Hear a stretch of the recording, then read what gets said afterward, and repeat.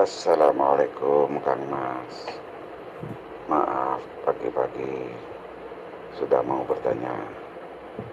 Bagaimanakah nak mengenali diri sebenar-benar diri? Adakah diri itu roh?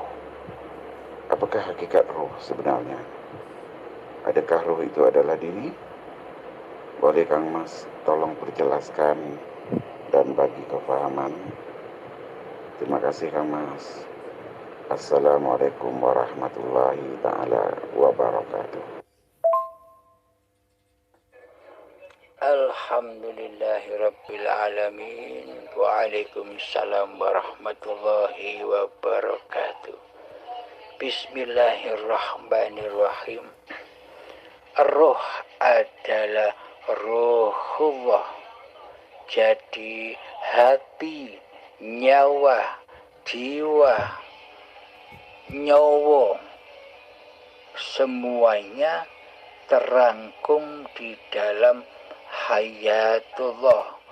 Roh, jiwa, nyawa, nyawa, hati itu adalah nama ganti saja.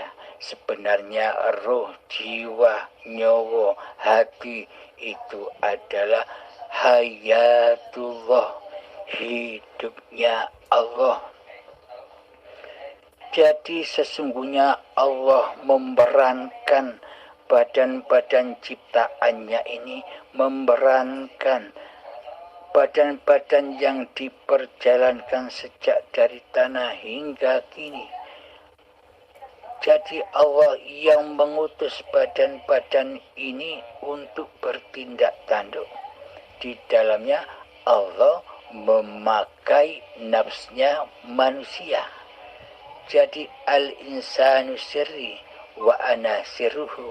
Manusia itu adalah rahasia dan akulah rahasia manusia itu. Jadi rahasia manusia itu adalah Allah sendiri. Ketika di dalam hati kita sudah nyata wujud nyatanya Allah yang hidup, maka kita sudah tak bisa memandang makhluk lagi. Yang ada hanya Allah lah yang memberankan seluruh alam semesta ini.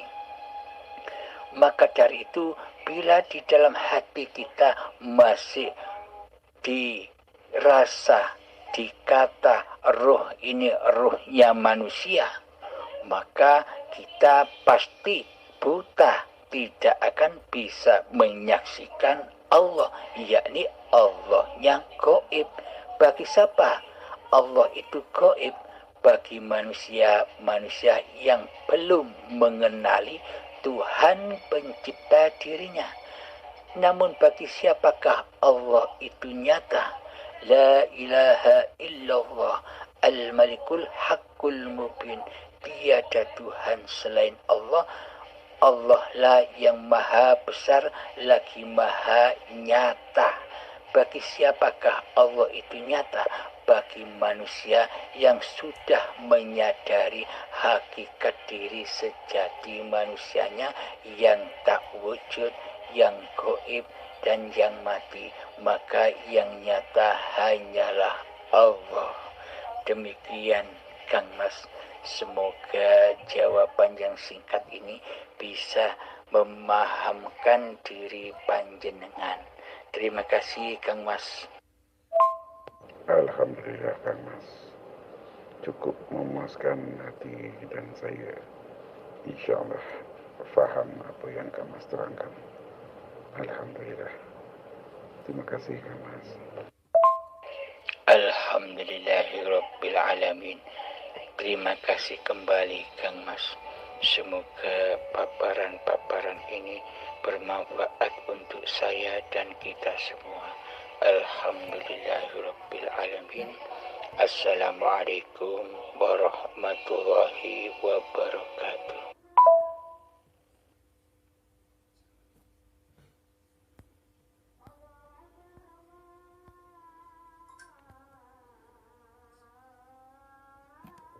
Assalamualaikum warahmatullahi wabarakatuh. Abah, Aku kira kajian Abah sangat mudah. Nyatanya semakin ke dalam. Dengan begitu banyaknya permasalahan hidup, tidaklah mudah Abah. Semakin mengenal diriku, kenapa malah semakin takut. Takut tidak berbicara lagi, takut tidak mendengar lagi, takut tidak berpikir lagi, takut tidak beraktivitas senang lagi, dan takut juga beraktivitas susah juga takut tidak dilihat, tidak disayang, tidak dicintai, tidak dibanggakan, juga takut Allah tidak lagi memerankan Abah.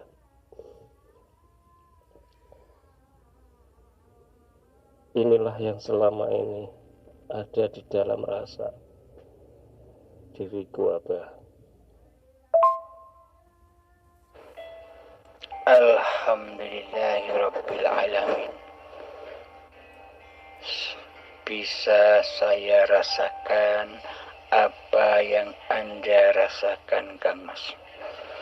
Ketika kewujudan diri manusia kita masih erat di hati kita, maka hakikatnya sampai kapanpun kita tidak mau hengkang dari kehidupan manusianya. Sampai kapanpun. Karena hawa nafsu, iblis dan setan itu inginnya menjadi Tuhan daripada yang dituhani Allah. Jadi pada intinya iblis setan itu selamanya tak akan mau tunduk patuh dan bersujud kepada Adam. Maknanya bukan Adam sosok manusianya yang disujudi oleh iblis dan setan. Makna hakikatnya adalah iblis, setan, serta hawa nafsu, bahkan kita sendiri tidak akan pernah rela, tidak akan pernah ridho bila diri kita ini bila diri kita ini ditiadakan seperti dulu. Karena sudah saking lamanya diri kita selama ini mentuhani, menguasai kehidupan ini. Jadi sangat amatlah sulit untuk memerangi diri manusia ini. Sangat amatlah sulit untuk memerangi hawa nafsu ini. Karena kata Kanjeng Nabi Muhammad, dawuhnya Kanjeng Nabi Muhammad, jadi peperangan fisik yang ada di dunia ini, waktu perang Badar ditanya oleh para sahabatnya, Kanjeng Nabi, apakah masih ada peperangan yang sedahsyat perang Badar ini? Oh, masih ada lagi peperangan yang lebih besar lagi. Karena peperangan yang kita lakukan selama ini adalah peperangan yang amat kecil. Peperangan secara fisik di dunia ini sangat amatlah kecil, sangat amatlah remeh bila dibanding dengan peperangan melawan hawa nafsu kita sendiri. Nah, saking sulitnya, bagaimana mungkin kita bisa berperang dengan diri kita sendiri? Wong yang diperangi ternyata diri kita sendiri adalah setan-setan yang nyata, bersekutu dengan setan, tapi kita tidak merasa bahwa diri kita ini setan yang selama ini mensekutukan Allah dengan diri kita, merasa menjadi Tuhan, merasa jadi penguasa, tapi kita tidak menyadarinya selama ini. Kan sangat amat sulit untuk berperang melawan diri kita sendiri. Itulah sulitnya bila kita belum memahami Allah dan bila kita belum memakrifati siapa diri kita sebenarnya, maka akan sulit. Maka dari itu ketika kita masih duduk di babakan syariat saja, pasti tak akan bisa mengalahkan hawa nafsu kita sendiri. Seluruh ibadah dan sholatnya jatuh ke lembah jahanam, yakni li nafsi, di dalam hawa nafsu kita sendiri yang membakar apapun yang kita amalkan di dalamnya. Maka dari itu bermunajatlah kepada Allah, memohon pertolonganlah kepada Allah, bahwa yang bisa mengalahkan hawa nafsu ini tak satu pun manusia di dunia ini bisa mengalahkan hawa nafsunya sendiri, kecuali Allah lah yang berkehendak mengalahkan hawa nafsu itu sendiri. Penciptanya lah yang lebih menguasai apa yang diciptakan. Jadi belajarlah kembali kepada Allah, nyatakanlah kembali bahwa hidup ini Allah. Perangilah terus itu. Jangan sampai muncul ini hidup manusianya. Muncul hidup manusianya, penggal kembali, usir kembali, nyatakan kembali, urip iki Allah. Hidup ini Allah. Datang ngaku-ngaku lagi hidup manusianya, usir kembali, nyatakan kembali hidup ini Allah. Datang lagi manusianya ngaku-ngaku bahwa yang hidup ini manusia, usir kembali. Ya, terus begitu, perangnya terus begitu. Sabarlah di dalam peperangan, suatu saat Anda akan menang. Begitulah cara berperang. Ketika duduk, di situ muncul yang duduk ini manusianya, perangi bahwa yang duduk adalah hidup, yang mendudukkan badan adalah hayatullah, bukan hayatunas. Ketika sholat, di situ datang hidup manusianya, bahwa yang sholat ini manusianya. Perangilah lagi bahwa yang nyata, yang hidup ini Allah, bahwa yang mensolatkan, yang memberdirikan, yang mentakbirkan, yang merukuk sujudkan badan ini Allah. Jadi terus berperang seperti itu. Setiap detik, setiap waktu terus berperang seperti itu. Inilah peperangan yang agung. Inilah peperangan yang mulia di sisi Allah daripada perang secara fisik. Karena Allah itu tidak memandang fisik, akan tetapi Allah memandang hati setiap hambanya.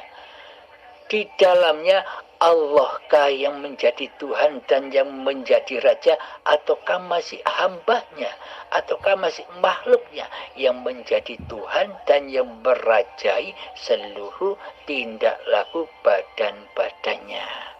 Maka dari itu bersabarlah di dalam peperangan. Anggaplah semua mudah, jangan kau anggap sulit. Bila kau anggap mudah, maka Allah akan memudahkan. Bila kau anggap sulit, maka Allah juga akan mempersulit.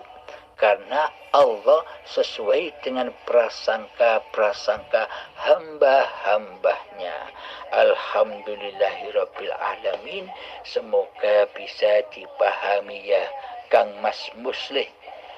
Terima kasih. Assalamualaikum warahmatullahi wabarakatuh. Alhamdulillahirabbil alamin. Ada tambahan lagi untuk Mas Muslih. Dulu ketika Anda belum kenal Allah, Anda bisa merasakan bahagia. Anda bisa merasakan apa-apa saja yang Anda takutkan selama ini bukan alasan. Dulu ketika Anda bahagia, siapa di dalam kebahagiaan itu? Kan Allah, kan hidup.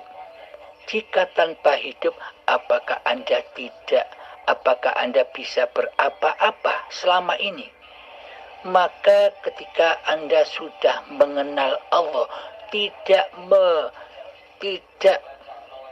merubah keadaan perilakunya badan, tidak merubah tidak merubah sobat. Yang dirubah hanya kedudukan hati, yang dirubah hanya kondisi hati. Dulu kondisi hati linnas, tapi kini setelah mengenal Allah, hati lillahi ta'ala. Apapun yang Anda lakukan sama seperti dulu, tidak berubah. Laku badanianya tidak berubah. Yang berubah hanya hati. Dulu hatinya yang bernama muslih, sekarang hati atau hidup sekarang yang bernama Allah. Bahwa hidup ini bukan muslih lagi namanya, tapi sudah bernama Allah yang menguasai badan-badannya muslih.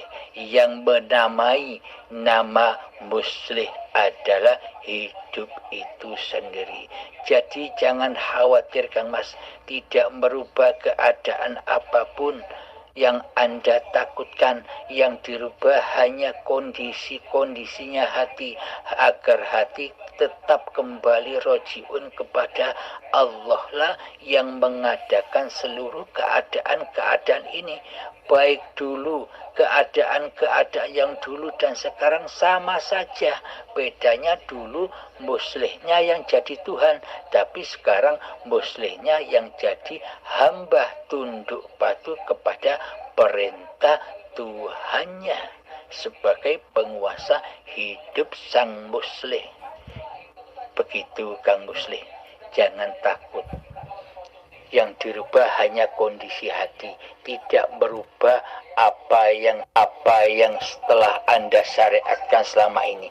Yang dirubah hanya kondisi hati, hanya kondisi hati, tidak merubah apa yang setelah Anda syariatkan selama ini. Yang dirubah hanya kondisi hati. Dulu li nafsi, sekarang diubah menjadi lillahi ta'ala. Alhamdulillahirrahmanirrahim. Assalamualaikum warahmatullahi wabarakatuh. Assalamualaikum warahmatullahi wabarakatuh. Alhamdulillah, Abah cukup jelas semua paparan yang Abah sampaikan, bahwa tidak merubah suatu apapun, hanya merubah kondisi hati. Yang dulu linafsi, sekarang di dalam, dan dikembalikan lillah. Berarti untuk berperang melawan hawa nafsu diri harus dengan kesabaran. Begitu ya Abah, untuk mewujudkan Allah di dalam hati. Dengan begitu Allah lah sangat dekat. Terima kasih Abah, jika ada kata khilaf mohon maaf. Terima kasih. Alhamdulillah. Assalamualaikum warahmatullahi wabarakatuh. Selamat sore Gus Abdul Halim yang kawasan Mandaran sana ya. Untuk pertanyaan saya kali ini atau sore ini, nafsu dan ruh bedakah, atau apa perbedaannya nafsu dan ruh? Terima kasih. Assalamualaikum warahmatullahi wabarakatuh.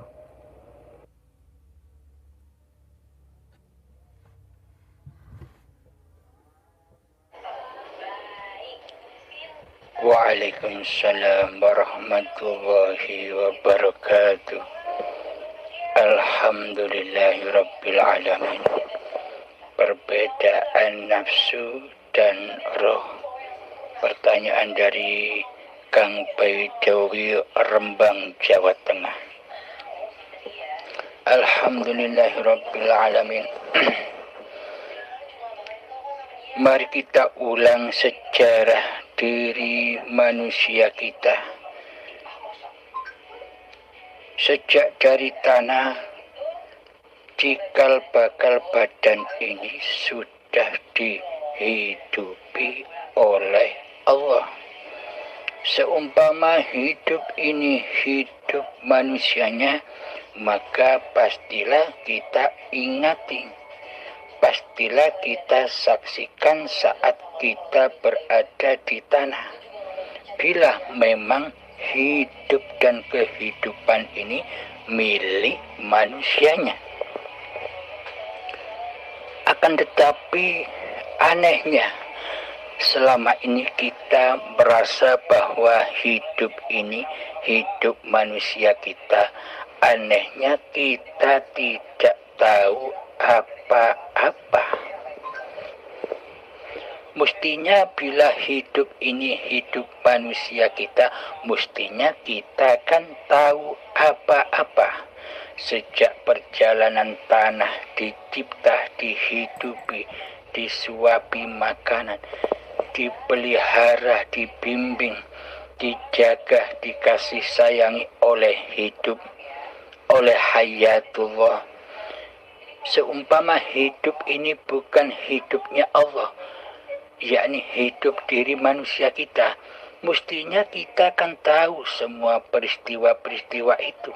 Sejak perjalanan dari tanah sampai menjadi tumbuhan, sampai menjadi buah-buahan, sayuran dan padi, hingga dimakan oleh hidup yang ada di kedua orang tua kita, sehingga jadi sperma dan jadi sel telur, sehingga bertemulah kedua orang tua kita, sehingga kita diperjalankan lagi menjadi gumpalan darah,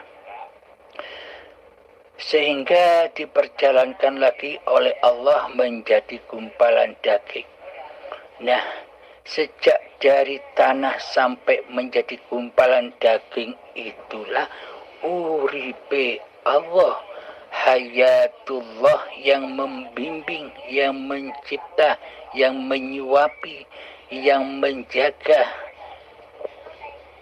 yang mengurus keberadaan cikal bakal badan ini, sehingga ketika menjadi gumpalan daging diingatkan kembali oleh Allah, dinyatakan kembali oleh Allah agar manusia kelak ketika di dunia tidak mengaku-ngaku bahwa hidup ini hidup diri manusianya.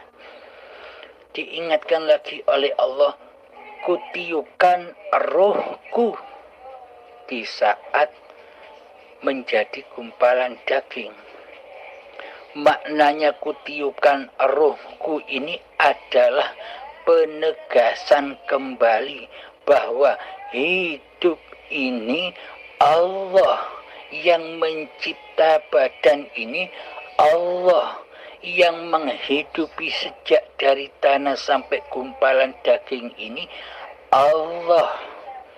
Inilah penegasan kembali. Kutiupkan rohku, kutiupkan hidupku, kutiupkan hayatku. Di ayat lain Allah berfirman, wallahu khalaqakum wa ma ta'malun.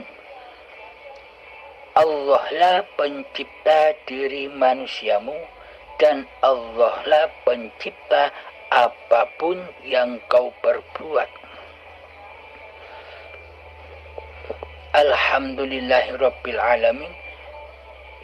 Ketika sudah diperjalankan lagi, ketika ditegaskan lagi oleh Allah bahwa kutiupkan rohku, maka Allah ciptakan, Allah ukir, Allah gambar badan-badan ini yang tadinya dari segumpal daging, diciptakanlah kepala, diciptakanlah kedua tangan, diciptakanlah badan-badan ini, diciptakanlah kedua kaki, diciptakanlah mata, telinga, hidung, mulut, diciptakanlah jeroan-jeroan tubuh untuk menunjang kehidupan cikal bakal badan ini. Semuanya mutlak diurusi, diciptakan, dikuasai oleh Allah. zat pencipta diri kita. Setelah itu lahirlah bayi yang suci bersih fitrah dari kewujudan diri manusia kita. Bayi itu kenapa disebut suci? Karena saat bayi kita belum ada, kita belum terlahir, kita masih gaib. Nah, jadi kita sudah tahu cikal bakal awal kewujudan kita di dunia ini dari yang gaib, dari tiada. Maka dari itu relakan dan ridholah kepada Allah bahwa hanya Allah yang wujud, bahwa hanya Allah yang nyata. Kembalilah ke alam ketiadaan kita, kembalilah ke alam kegaiban diri kita, kembalilah ke alam kematian diri kita, agar jiwa ini suci bersih seperti bayi. Kenapa dikatakan suci bersih? Karena hidup sudah kembali kepada hayatullah, bukan hayatun nas. Bila masih hayatun nas yang wujud di hati, maka kotorlah hati ini. Apapun yang dikerjakan, ibadah apapun yang dilakukan, tetap kotor, bahkan menjadi racun bagi diri manusianya. Bayi dalam keadaan suci, meskipun bayi itu tidak sholat, meskipun bayi itu tidak puasa, meskipun bayi itu tidak berzakat, tidak haji, tidak beribadah apapun, kenapa kok disebut suci? Karena diri bayi masih suci bersih, masih bebas dari pengakuan diri manusianya. Ibaratkan bayi masih berada di dalam surganya Allah. Oe, makanan datang. Oe, minuman datang. Oe, dimandii, dipopoi. Bayi itu serba nikmat karena tinggal di dalam surga tanpa daya upaya si bayi tersebut. Itulah lambang surga ketika bayi terlahir, yakni di alam ilahiyah, tanpa terkotori oleh kehadiran, oleh kewujudan, oleh kehidupan manusianya. Maka dari itu kita semua dituntut kembali seperti bayi. Matilah sebelum matimu. Maksudnya bukan matinya badan, akan tetapi jangan diakui di dalam hati kita bahwa hidup ini hidup manusianya. Ketika bayi itulah nafs diri, nafs itu diri, masih di dalamnya wujud nyatanya diri Allah, maka hawa nafsunya masih tenang, mutmainnah. Namun ketika saat datang detik akil balik bayi Adam, yang dulunya manusia Adam tiada di dalam diri bayi, maka ketika saat akil balik si Adam ini makan buah yang dilarang, makan buah larangan. yakni apa yang dilarang oleh Allah itu, yakni makan buah khuldi, makan buah pengakuan diri manusianya. Yang dulunya Adam, kini manusia berani-beraninya mengaku-ngakui bahwa hidup ini hidup manusianya, bahwa badan ini badan manusianya. Karena apa? Karena Adam sudah bersekutu dengan iblis dan setan yang bersekutu menguasai hawa nafsu manusianya. inilah nafs manusianya, inilah diri manusianya. Jadi ketika bayi yang suci itu nafsnya Allah, diri Allah sendiri, kini ketika datang detik akil balik sampai setua ini, nafsnya ganti, nafsinya hamba. Ketika di dalam hati yang wujud diri hambanya, inilah nafsu. Nafsu yang diaku-akui milik hambanya. Seolah-olah nafsu itu selalu mengarah kepada fahsya wal munkar di sisi manusianya. Ketika hawa nafsu masih dikuasai oleh manusianya, maka selalu berada di dalam fahsya wal munkar, selalu di dalam kezaliman di sisi Allah.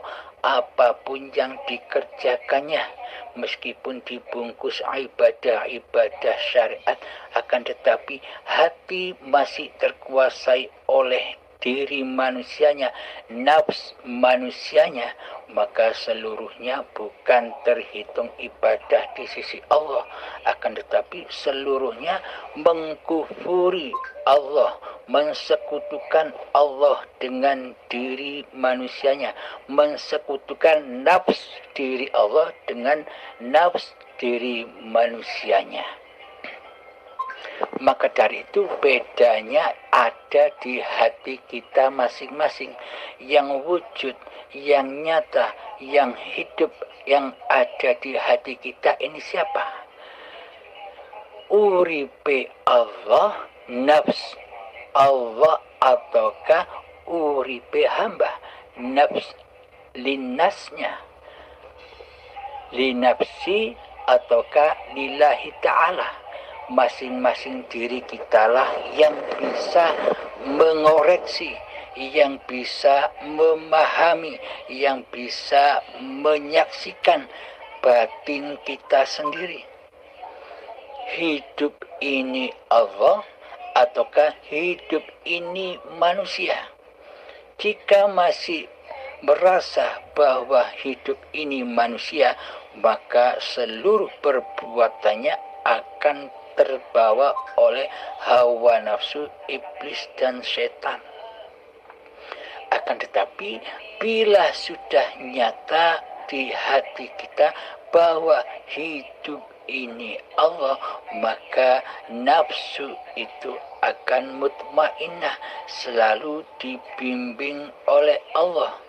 Maka tak satu pun manusia bisa melawan hawa nafsunya jika bukan penguasa dan pencipta hawa nafsu itu sendiri, yakni Allah.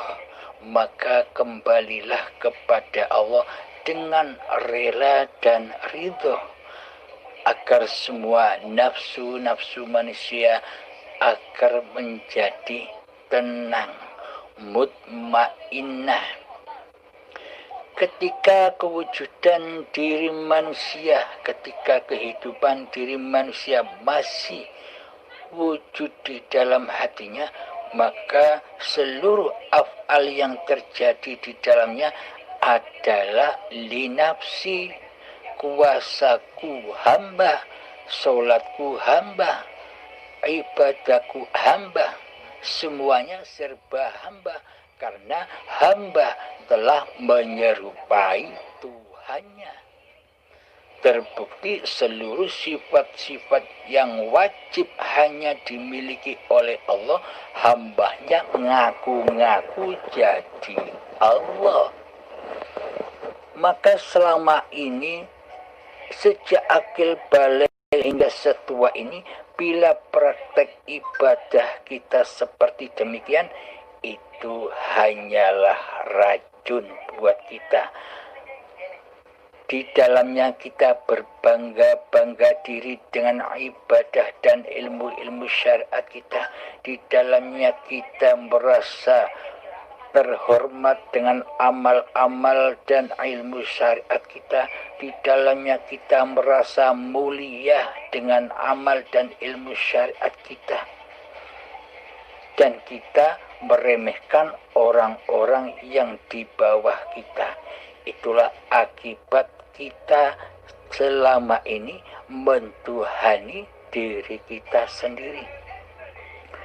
Namun apabila kita sudah menyaksikan, bila hati kita sudah menyatakan kegoiban, ketiadaan dan kematian diri manusia kita, yang ada hanya wujudullah, yang ada hanya hayatullah di dalam hati ini, maka seluruh ibadah-ibadah yang berlaku atas badan ini, manusianya sudah tidak bisa ngaku-ngaku lagi bahwa ibadah dan ilmu ini milik hambanya. Bagaimana mungkin manusia bisa ngaku-ngaku bahwa ilmu dan ibadah ini milik hambanya, sementara manusianya sudah kembali kepada alam kegoibannya, alam ketiadaannya, alam kematiannya, yang wujud, yang hidup, yang kuasa hanyalah Allah yang menguasai badan-badan ciptaannya ini.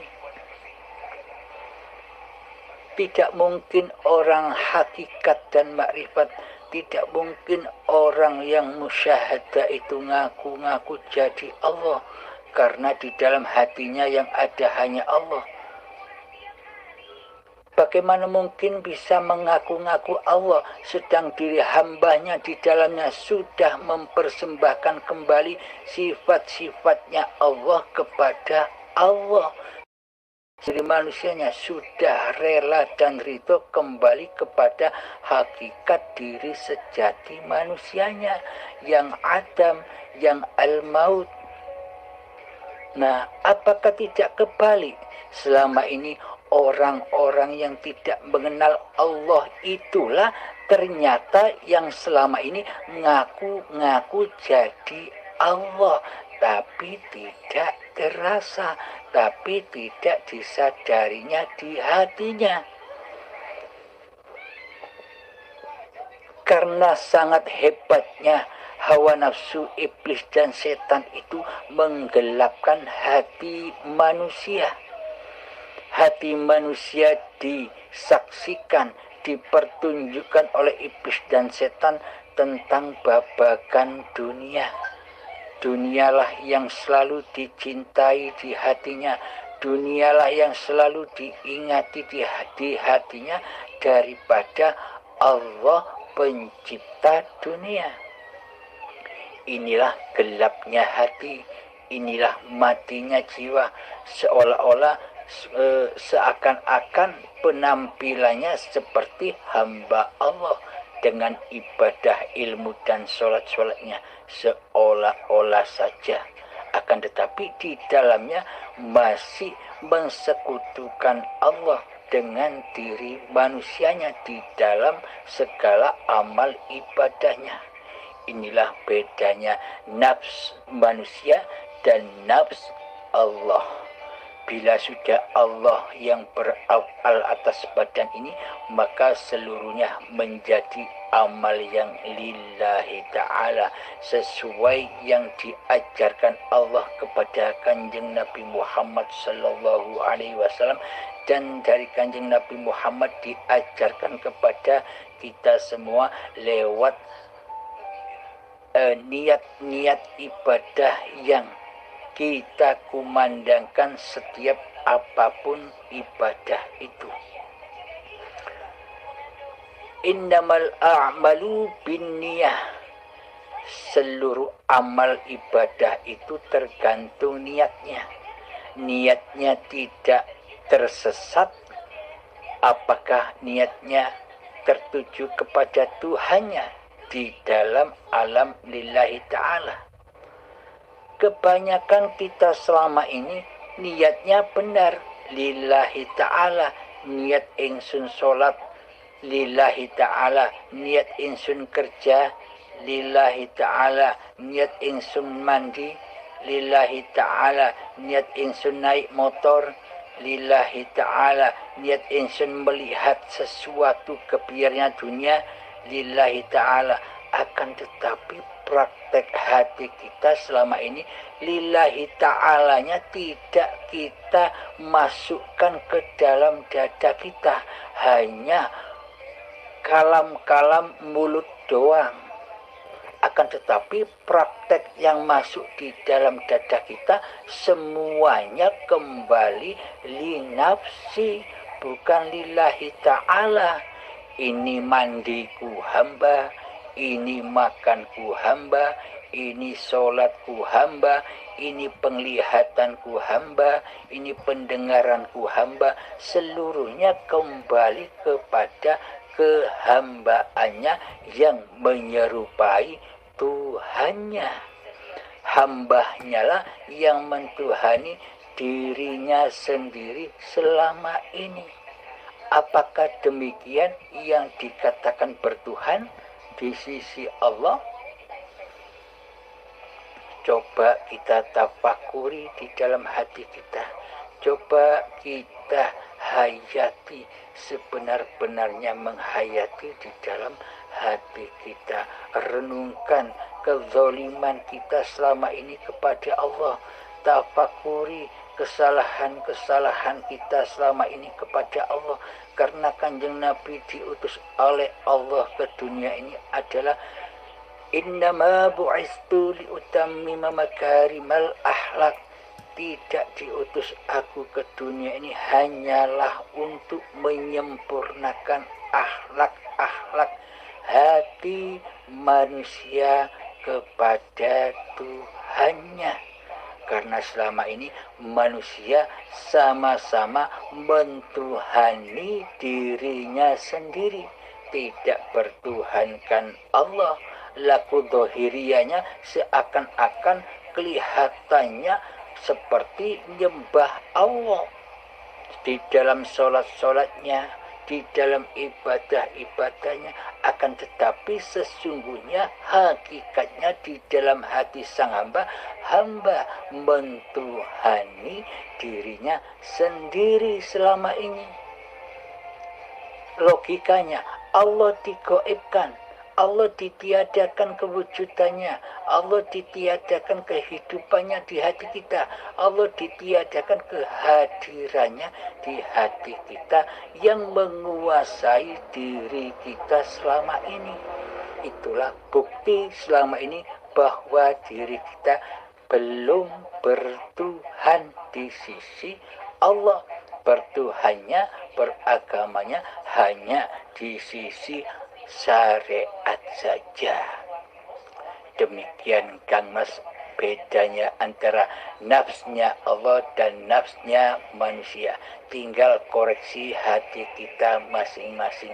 Bila masih nafsnya manusia, bila masih hidupnya manusia yang menguasai hati, mari kita belajar bersama untuk meredam, untuk menggelapkan, untuk memalamkan, untuk mengheningkan hayat-hayat manusia kita di dalam hayatullah, di dalam latihan lagu zuhud yang selama ini kita latih bersama. Alhamdulillah, semoga saya khususnya dan semoga kita semua umumnya akan selalu mendapatkan ridho dan bimbingan dari Allah Subhanahu wa ta'ala. Amin, amin ya rabbal alamin. Akhirul kalam, assalamualaikum warahmatullahi wabarakatuh.